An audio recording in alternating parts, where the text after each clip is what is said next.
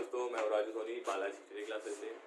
ठीक है दोस्तों, वीडियो चालू करने से पहले आपको बता देते हैं कि हमारे लिए इम्पोर्टेंट ये जो चैप्टर हम लोग पढ़ रहे हैं बहुत इंपॉर्टेंट है, क्योंकि एसएससी जीडी वैकेंसी आने वाली है, यूपी पुलिस की भी आने, यूपीएसआई और लेखपाल की वैकेंसी आने वाली है, जिसमें हिंदी का महत्वपूर्ण योगदान रहता है। हिंदी भी हमारी क्या करती है, जितना मैथ का उतना हिंदी का भी योगदान है, और ये मेरी भी बढ़ाती है। ठीक है, तो ये क्या है, स्कोरिंग सब्जेक्ट है, स्कोर करता है मेरे लिए। तो दोस्तों, वीडियो चालू करने से पहले देखते हैं कि आप मेरे चैनल को लाइक करें, सब्सक्राइब करें और ज़्यादा से ज़्यादा शेयर करने की कोशिश करें। ठीक है दोस्तों, तो हम लोगों ने पढ़ लिया था हिंदी में कुछ चैप्टर, उसके आगे चलते हैं। हम लोग चलते हैं संज्ञा, देखते हैं संज्ञा क्या होती है। संज्ञा पहला क्वेश्चन है। पहला हम लोग ये देखेंगे कि जो संज्ञा होती है वो संज्ञा कहते किसे हैं, या संज्ञा का शाब्दिक अर्थ क्या होता है। तो सबसे पहले हम लोग अर्थ देखेंगे। संज्ञा क्या है? तो अगर संज्ञा का अर्थ क्या होता है, नाम। तो पहली बात यही है कि संज्ञा का अर्थ क्या होता है, नाम। संज्ञा क्या है? एक नाम। अगर किसी का नाम, किसी व्यक्ति विशेष किसी का भी नाम हो तो वो क्या कहलाएगी? संज्ञा। संज्ञा मतलब नाम। ठीक है, संज्ञा मतलब नाम। चलो आगे देखते हैं। अब इसकी परिभाषा देखते हैं।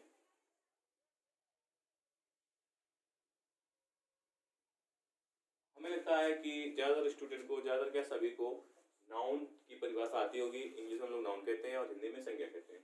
तो नाउन की परिभाषा ही इंग्लिश को हम लोग हिंदी में कन्वर्ट कर देते हैं।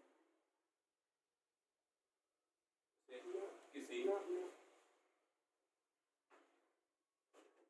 प्राणी, वस्तु, स्थान, भाव। अब देखो यहाँ पे किसी भी प्राणी मतलब किसी का नाम, किसी वस्तु, ठीक है, किसी वस्तु, कोई भी वस्तु हो, कोई स्थान हो, कोई भाव हो, भाव के नाम को उसकी क्या कहते हैं? उसकी संज्ञा कहते हैं। ठीक है दोस्तों, क्या कहते हैं? उसकी संज्ञा कहते हैं। ठीक है, क्या उसके नाम को ही संज्ञा कहा जाता है। ठीक है दोस्तों, दूसरे शब्दों में क्या कहेंगे? किसी व्यक्ति का नाम ही संज्ञा कहलाता है। ठीक दोस्तों, आगे चलते हैं। व्युत्पत्ति। अब संज्ञाएं कितने, तो हम लोग देखते हैं सबसे पहले व्युत्पत्ति के आधार पर संज्ञा। तो व्युत्पत्ति के आधार पर संज्ञा कितने प्रकार की होती है? इसके बाद अर्थ के आधार पर संज्ञा कितने प्रकार की होती है? चलो, व्युत्पत्ति के आधार पर हो गया। अब दूसरे नंबर पे आते हैं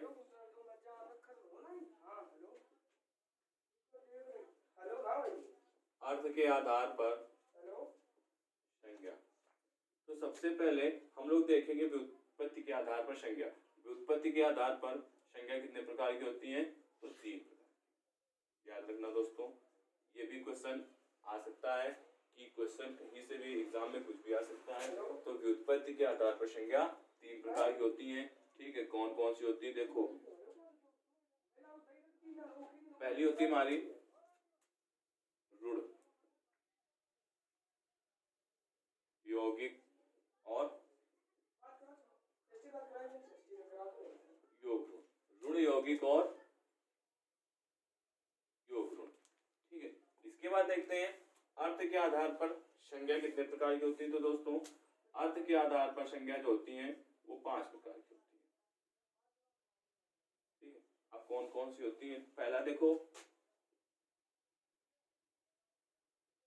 व्यक्तिवाचक संज्ञा। दूसरा है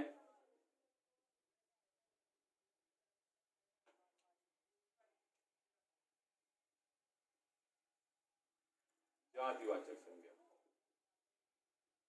दूसरी हमारी, पहली है व्यक्तिवाचक संज्ञा, दूसरी है जातिवाचक संज्ञा। इसके बाद हम लोग देखते हैं, इसके बाद है द्रव्यवाचक संज्ञा।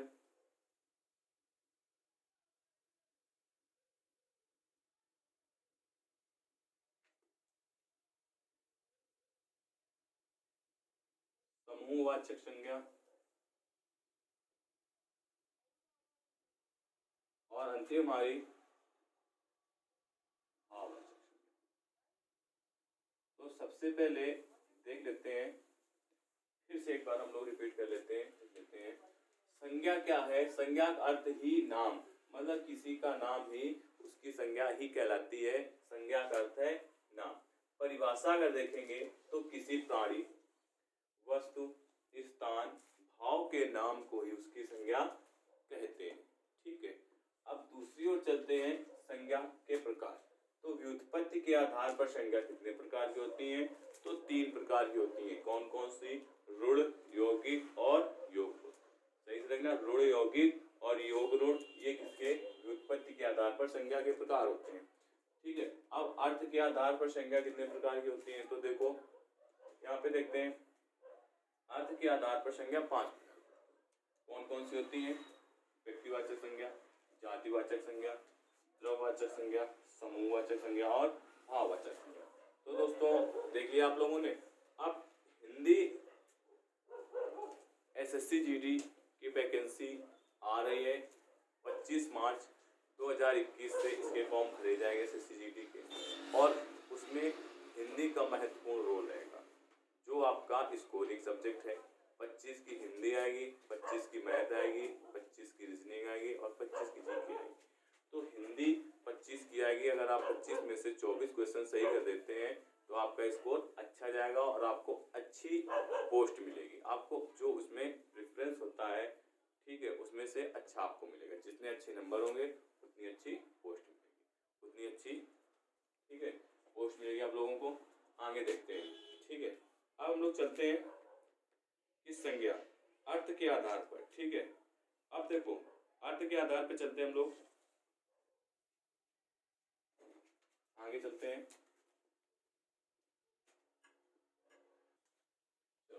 देखते हैं,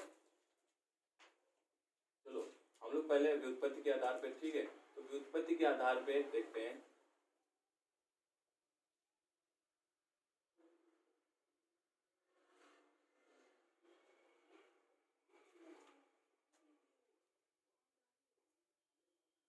कौन कौन सी? रूढ़, यौगिक और योग रूढ़। ठीक है, देखो व्युत्पत्ति के आधार पर संज्ञा 3 प्रकार की होती है। कौन कौन सी? रूढ़, यौगिक और योग रूढ़। ठीक है दोस्तों, चलो अब सबसे पहले समझ लेते हैं रूढ़। रूढ़ कौन सी होती है? अब देखो रूढ़ जो होते हैं शब्द भी होते हैं और संज्ञा में भी आती है। तो सबसे पहले हम लोग पढ़ लेते हैं रूढ़। आपको यही पढ़ा देंगे तो आपको शब्द पढ़ने की जरूरत नहीं है। ठीक है, तो सबसे पहले रूढ़ देखते हैं। रूढ़ शब्द कैसे होते हैं? रूढ़ शब्द जिनके सार्थक खंड होना संभव ना हो। देखो रूढ़ शब्द ऐसे शब्द होते हैं जिनके सार्थक खंड नहीं किए जा सकते हैं, वो रूढ़ शब्द ही कहलाते हैं। ठीक है, जिनके सार्थक खंड मतलब वो किसी प्रकार से टूट नहीं सकते, ना ही संधि में, ना ही समास में, ना ही उपसर्ग, ना ही प्रत्यय, किसी में भी टूट नहीं सकते, वो हमारे क्या कहलाते हैं? रूढ़ शब्द ही कहलाते हैं। जैसे एग्जाम्पल में देखते हैं, एग्जाम्पल में मिलेगा कृष्णा। ठीक है, तो इसका सार्थक खंड नहीं कर सकते, कृष्णा को नहीं तोड़ सकते, ना ही संधि में बदल सकते, ना ही समास में। तो हमने लिख लिया कृष्णा, यमुना, गंगा, राम, घोड़ा। क्या कृष्णा, यमुना, गंगा, राम, घोड़ा को हम संधि, समास या उपसर्ग में कन्वर्ट कर सकते हैं? तो दोस्तों इनको हम बिल्कुल भी नहीं बदल सकते हैं। ठीक है, तो ये हमारे कैसे शब्द हैं जिनके सार्थक खंड होना संभव ना हो। तो इनके सार्थक खंड नहीं किए जा सकते, इनको तोड़ा नहीं जा सकता है। खंड मतलब तोड़ना, तो इनको तोड़ा नहीं जा सकता है। तो ये कैसे शब्द हैं? रूढ़ शब्द हैं। ठीक है दोस्तों, आगे चलते हैं हम लोग। नंबर 2 कौन सी है हमारी? यौगिक। अब देखो जो यौगिक होते हैं उसमें क्या होता है, यहाँ पे हम लोग लिखेंगे जिनके सार्थक खंड होना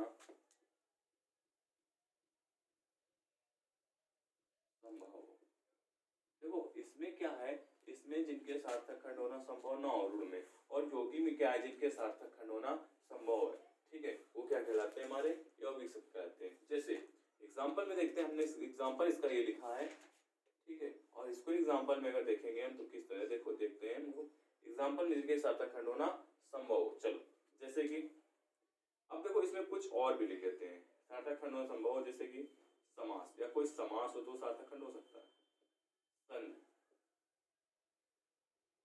उपसर्ग, इनसे बने शब्द जो होते हैं उनके क्या उनके सार्थक खंड हो सकते हैं, ठीक है, तो यहाँ पे लिख सकते हैं हम लोग नोट करके, ठीक है। अब इसका एग्जाम्पल देखते हैं हम लोग, तो समास है तो हम लोग लिख देंगे क्या लिखेंगे यहाँ पे, जैसे मैंने दिया राज पुत्र, तो क्या इसका सार्थक खंड बन सकता है, तो हाँ जी हाँ दोस्तों बिल्कुल बनेगा। जैसे लिख देंगे राजपुत्र का सार्थक खंड क्या हो जाएगा, राजा का पुत्र, ये बन जाएगा ना। अब ये क्या बन गया समास, और हमारा हमने समास पढ़ लिए है। अब ये क्वेश्चन ये राजपुत्र जो है किस समास के अंतर्गत आता है, तो तत्पुरुष समास, ठीक है, राजा का पुत्र, ठीक है, और कौन सा अधिकरण है, संबंध अधिकरण, ठीक है दोस्तों। आगे चलते हैं, संधि का हम लोग बनाते हैं, हमने लिख लिया विद्यालय, तो इसको क्या करेंगे विद्याधन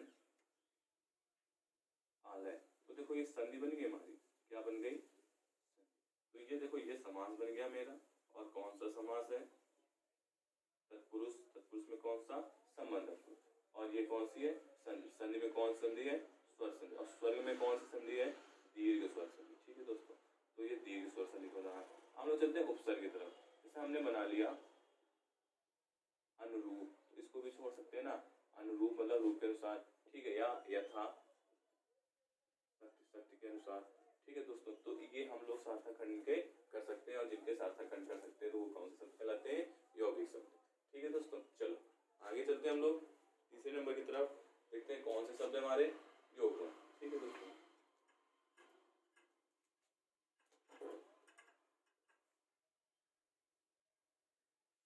गुण हो गए, यौगिक हो गए, हम लोग चलते हैं योग गुण की तरफ। चलो तीसरे नंबर पे हमारा योग गुण,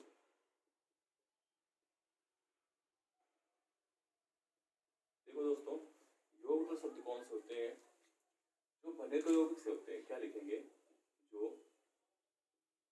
बने तो सॉरी यहाँ पे जो बने तो यौगिक से होते हैं, लेकिन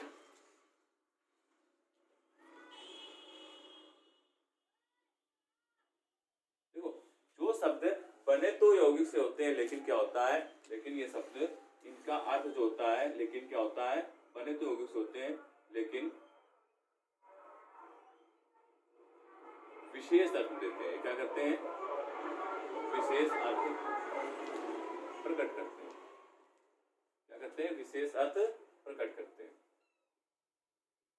देखो यहाँ पे आया दोस्तों, जो शब्द बने तो यौगिक से होते हैं, जो योग गुण होते हैं वो बनते तो यौगिक से, मतलब उनके सार्थक खंड हो सकते हैं, लेकिन क्या करते हैं वो एक विशेष प्रकार से, विशेष जो विशेष होता है उसको विशेष अर्थ की तरफ इशारा, मतलब तीसरे की तरफ इशारा कर देते हैं।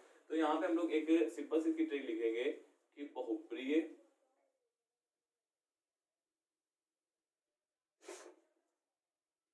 समास के सभी उदाहरण, लिख सकते हैं ना कि बहुप्रिय समास के सभी उदाहरण ऐसे होते हैं जो क्या आते हैं, हमारे योग गुण में आते हैं, ठीक है दोस्तों। चलो देखते हैं, जैसे दशानन, ये देखो बना तो समाज से, मतलब है तो यौगिक शब्द, क्यों, क्योंकि समाज से बना। अब लेकिन इसका जो अर्थ है तो दशानन मतलब 10 सिर, इसके 10 सिर वाला अर्थात रावण, मतलब किसकी तरफ इशारा कर रहे हैं, एक तीसरे की तरफ विशेष अर्थ दे रहे हैं ना, दशानन मतलब जिसके 10 सिर अर्थात रावण, या हम लोग इन्होंने लिख दिया चंद्रशेखर,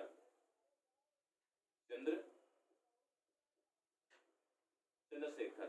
अब देखो चंद्रशेखर लिखा है तो ये है तो क्या समास, लेकिन इसका अर्थ जो है वो विशेष है, कैसे है, देखो चंद्रशेखर मतलब चंद्रमा को सिर पर धारण करने वाला अर्थात भगवान शिव, तो शिव की तरफ इशारा कर रहे हैं, तीसरे की तरफ इशारा कर रहे हैं ना, ठीक है। जैसे हमने लिख दिया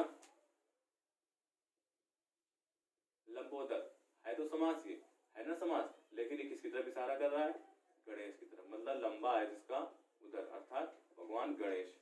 तो समझ में आ गया ना, ऋण, यौगिक और योग ऋण जो उत्पत्ति के आधार पर संज्ञाएं होती है वो 3 प्रकार।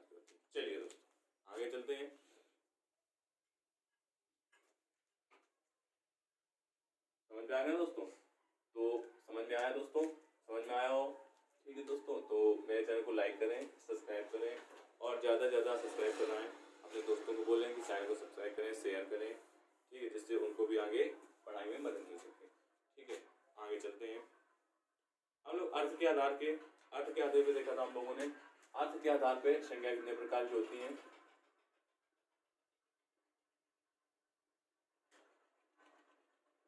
अर्थ के आधार कितने प्रकार की थी?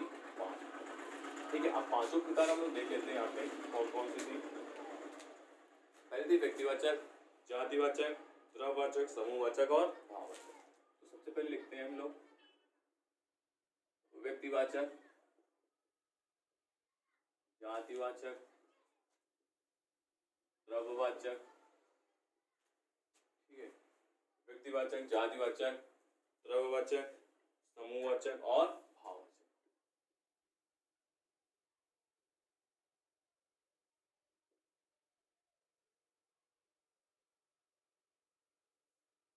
भाववाचक, ठीक है दोस्तों। तो ये हमारे अर्थ के आधार पर कितनी है? 5 प्रकार की। तो चलो पहले हम लोग चलते हैं नंबर 1 पे, व्यक्तिवाचक।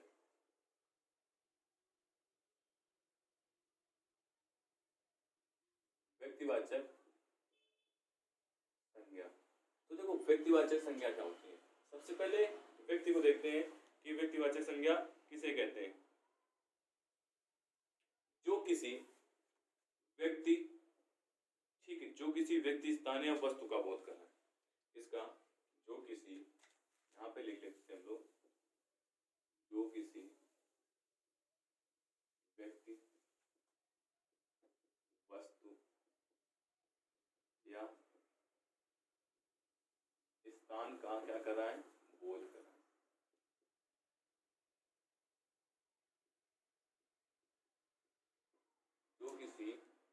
जो किसी व्यक्ति, वस्तु या स्थान का बोध कर रहा है, वह व्यक्तिवाचक संज्ञा होती है। व्यक्तिवाचक संज्ञा होती है, व्यक्तिवाचक संज्ञा होती है। तो देखो व्यक्तिवाचक संज्ञा किस तरह से होती है। जैसे जो किसी व्यक्ति, तो हमने व्यक्ति का नाम लिख दिया राम। एग्जाम्पल हम लोग लिख सकते हैं इसका, जो किसी व्यक्ति, तो व्यक्ति हो गया हमारा राम। दूसरा सीता लिख सकते हैं ना। वस्तु, किसी वस्तु का भी नाम लिख सकते हैं ना, लिख सकते हैं। जैसे कि वस्तु में हम लोग क्या लिख देंगे? वस्तु, स्थान, तो ये तो हो गई ना। अब हम लोग लिख सकते हैं हिमालय, ये भी लिख सकते हैं ना। कोई स्थान लिख सकते हैं, पटना लिख सकते हैं, ठीक है, या भारत लिख सकते हैं, भारत हमारा देश है, ठीक है। तो ये भी स्थान एक वस्तु हो गई, ठीक है।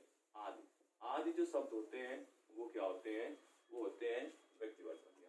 किसी का नाम, वस्तु का नाम, स्थान का नाम, आदि शब्द क्या कहलाते हैं? व्यक्तिवाचक संज्ञा। ठीक है दोस्तों, आप देखो व्यक्तिवाचक संज्ञा आपको तब समझ में आएगी जब हम लोग जातिवाचक संज्ञा पढ़ेंगे, तो आपको पूरे डाउट क्लियर हो जाएंगे किस तरह से। ठीक है दोस्तों, चलो व्यक्तिवाचक संज्ञा यहाँ पर हम लिखते हैं दूसरे नंबर पे जातिवाचक। जातिवाचक संज्ञा, तो जातिवाचक संज्ञा में क्या लिखेंगे? जो संज्ञा किसी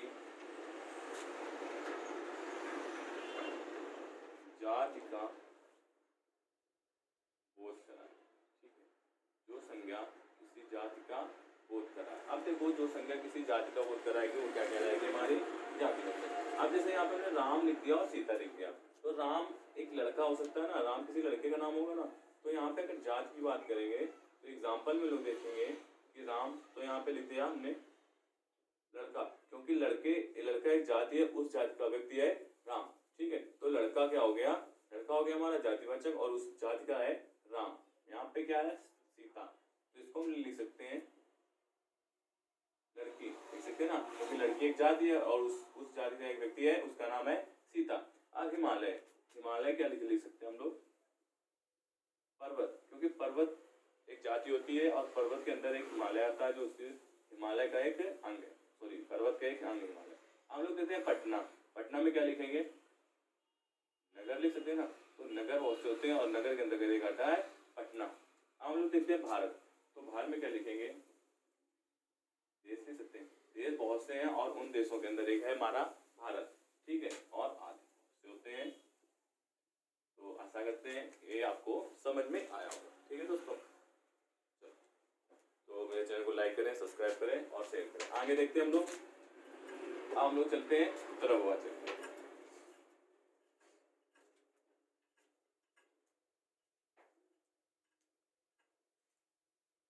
चलो आगे देखते हैं हम लोग द्रव्यवाचक संज्ञा।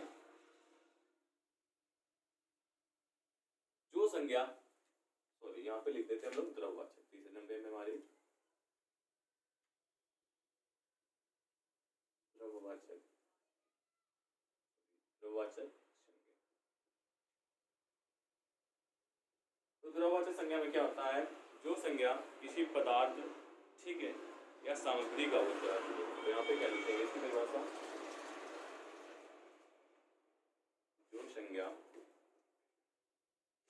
किसी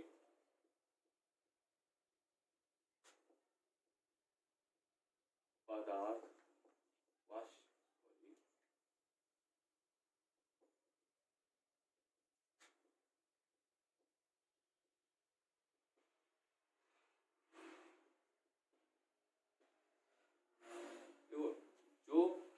जो संज्ञा किसी पदार्थ या सामग्री का बोध कराए वो क्या कहलाती है,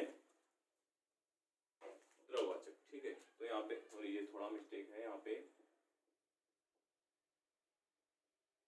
सामग्री, ठीक है, तो सामग्री का बोध कराए वहां पे क्या होती है, वहां पे हमारी होती है द्रव्यवाचक संज्ञा। अब देखो सामग्रियां जो होती हैं वो अनेक प्रकार की होती हैं, जैसे कि ठोस भी होती हैं और द्रव्य अवस्था में भी होती है, ठीक है। तो हम लोग इसका एग्जाम्पल देख सकते हैं, और इसमें कुछ एक हम लोग ट्रिक भी लिख सकते हैं। अगर इसको पहचानने की ट्रिक है तो हम लोग क्या लिख देंगे, माप तौल की वस्तुएं जो होती हैं, माप तौल की वस्तुएं द्रव्यवाचक संज्ञा कहलाती है,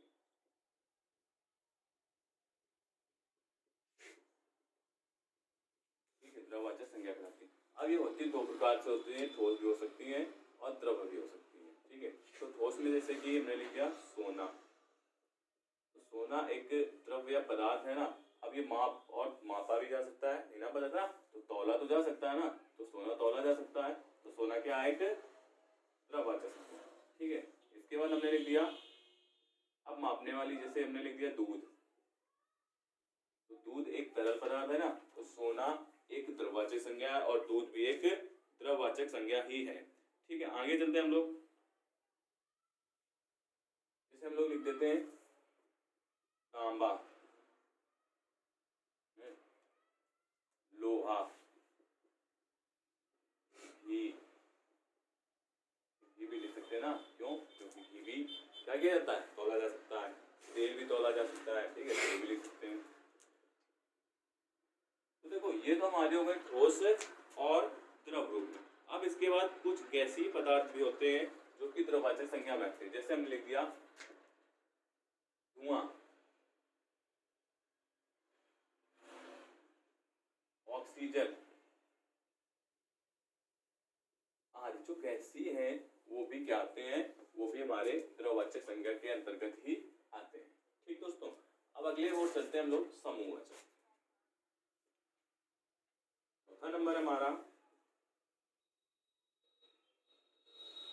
समूहवाचक संज्ञा, ठीक दोस्तों। अब समूहवाचक संज्ञा को देखेंगे तो आशा करते हैं द्रव्यवाचक समझ में आ गया होगा आपको। अब समूहवाचक संज्ञा में देखते हैं क्या होता है, जो संज्ञा शब्द किसी व्यक्ति या वाचक न होकर समूह समुदाय का बोध कराए। तो यहाँ पे लोग सीधे तौर पे लिखते हैं, जो संज्ञा किसी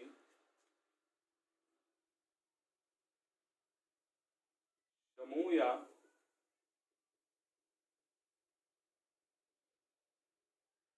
समुदाय का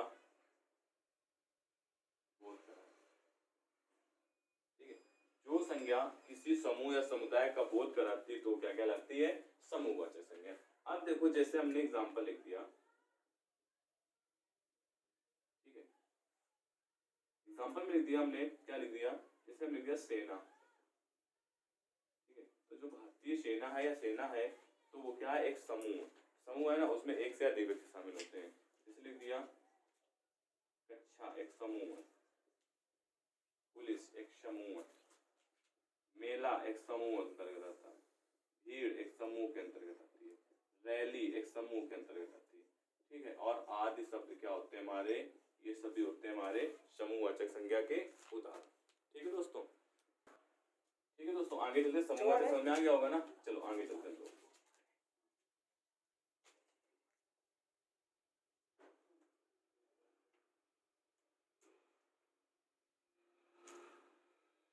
आगे क्या हमारा भाववाचक, चलो देखते हैं भाववाचक की तरफ, लास्ट है हमारा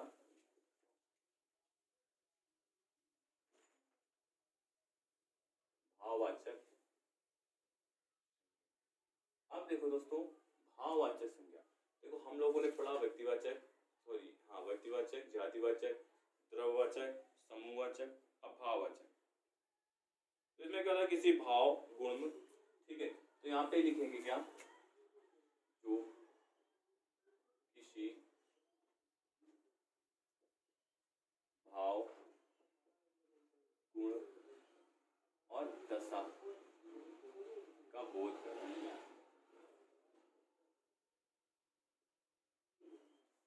जो किसी भाव गुण दशा का बोध कराए, वहां पे वह जो दबा कराए वह क्या होता है, वह भाववाचक संज्ञा, भाववाचक संज्ञा, भाववाचक संज्ञा कहलाती है, ठीक है दोस्तों, क्या कहते हैं, भाववाचक संज्ञा कहलाती है। एग्जाम्पल में देखते हैं भाव गुण और दशा, जैसे कि किसी का भाव, ठीक है, किसी का भाव, जैसे एग्जाम्पल हम लोग देख लेते हैं, किसी का भाव है, जैसे हम लोग लिख सकते हैं गुस्सा, कोई गुस्सा होता है उसका भाव है, ठीक है, उसको नापा तोला नहीं जा सकता है, किसी और में व्यक्त नहीं किया जाता है, वो भावना के होता है, खुशी, किसी की भावना खुशी, ठीक है, घबराहट, ठीक है, ये सभी क्या है, भाव। अब जैसे कि हम लोग लिखते हैं सुंदर, ये उसकी क्या है, दशा, सुंदर, कुरूप ये भी उसकी दशा है, मोटा ये भी उसकी दशा है, पतला ये भी उसकी एक दशा है, ठीक है। अब गुण भी इसमें हो गए, दशा भी हो गए, और क्या हो गया हमारा, ठीक है। अब हम लोग आगे चलते हैं, जैसे धैर्य, धैर्य हो गया, वीरता हो गया, ठीक है, यहाँ पे लिख सकते हैं हम लोग, और भी लिख लेंगे हम लोग, धैर्य, वीरता, किसी के भाव गुण दशा का जहाँ पे बोध होता है वहां पे क्या होती है, भाववाचक संज्ञा, जैसे गुस्सा, खुशी, घबराहट, सुंदर, कुरूप, मोटा, पतला, ठीक है, धैर्य, वीरता आदि। तो ये क्या है, ये उसकी, ये जो मोटा पतला है, ये क्या उसकी दशा का वर्णन करा रहा है यहाँ पे, तो ये क्या हमारे, ये हमारे हो गए भाववाचक संज्ञा, ठीक है दोस्तों। संज्ञा हम लोगों की कंप्लीट हो गई है, और आप लोगों को एग्जाम में अब क्या करना है, संज्ञा से क्वेश्चन गलत नहीं करना है। तो दोस्तों कहीं भी अगर ना समझ में आया हो तो हमें कमेंट करके जरूर बताएं, जरूर से जरूर कमेंट करें, ठीक है दोस्तों। तो हम लोग एसएससी जीडी के लिए प्रेफरेंस कर रहे हैं, तो जिसका हमारा 25 मार्च से फॉर्म भरे जाएंगे, और अगस्त के प्रथम सप्ताह में ही उसका एग्ज़ाम होगा, जिससे आपको हिंदी जो अच्छी है, स्कोरिंग सब्जेक्ट है, आपको 25 में से 24 या 25 नंबर करने होंगे सही, तो आपका सिलेक्शन अच्छी पोस्ट के लिए होगा, ठीक है दोस्तों। तो मेरे चैनल को लाइक करें, सब्सक्राइब करें,